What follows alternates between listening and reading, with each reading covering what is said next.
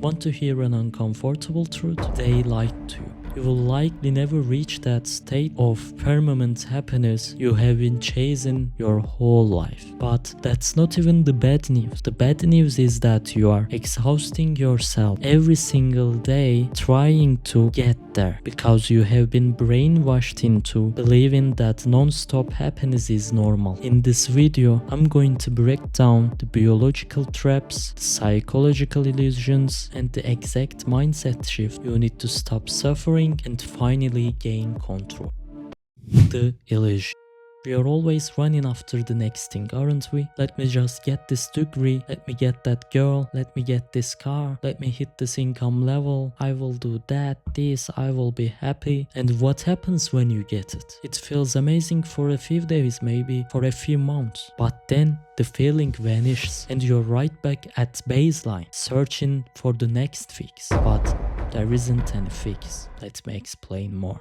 In psychology, this is known as hedonic adaptation or the set-point theory. Research shows we all have a genetically predetermined happiness level. Win the lottery or face a major setback, doesn't matter. Within months, your brain resets right back to your default baseline. Harvard psychologist Daniel Gilbert calls our inability to predict how long future achievements will make us happy effective forecasting. Your brain systematically inflates the duration of future joy just to lure you in.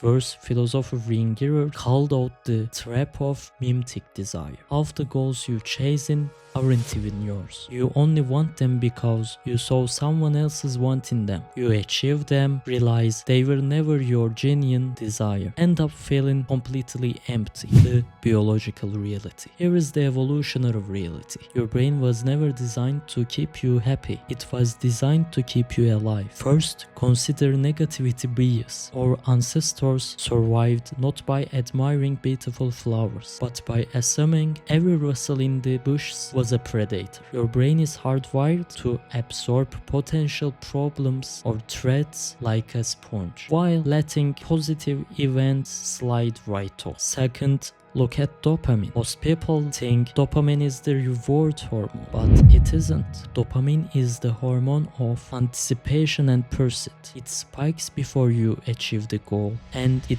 plummets the exact second you reach the goal. What was a goal you achieved where you thought, no, I will finally be happy, only to realize the feeling faded in days? Drop it in the comments below, and if this video's perspective helps you, don't forget to subscribe and hit the like button. Let's continue. Finally, your body demands homeostasis. Just like your body sweats the lower a fever, your brain treats extreme euphoria as an unsustainable metabolic strain. It actively pulls your neurochemistry back to neutral. Biologically speaking, permanent happiness goes against your fundamental design. It's rare.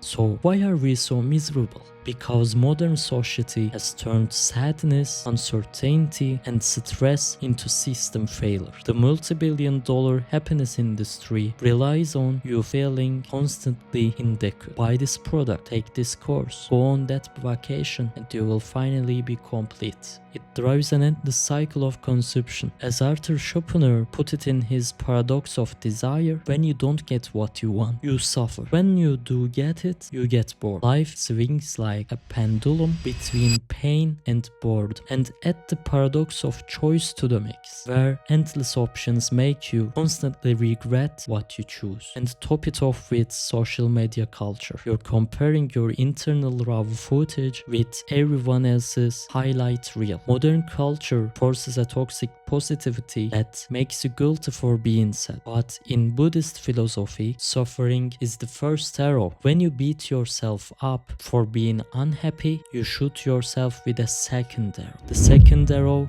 is what destroys you. The solution.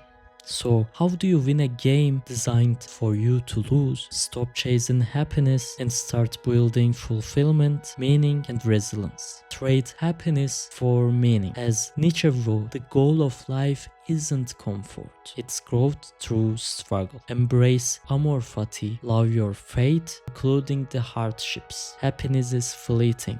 Meaning survives the storm. When you work on something hard but meaningful, you will willingly accept the suffering. Shift to process-oriented dopamine. Stop obsessing over the final reward. Learn to attach dopamine to the daily effort, the focus, the build, the grind itself. Practice micro hardships. Chasing comfort makes your mind fragile. Intentionally welcoming small discomforts, cold showers, deep uninterrupted study, intense workouts builds mental toughness and makes baseline reality far more satisfying. Accept the life as problem solved. Stop viewing daily problems as obstacles preventing your life from starting. Problem solving is life. Existentialists like Albert Camus reminded us that life has no inherent meaning, and that is liberating. You create the meaning through how you choose to engage with the struggle. Stop waiting for permanent paradise. Accept the full spectrum of human emotion, embrace friction, and stop falling for the brain's baseline trap. Focus on the path,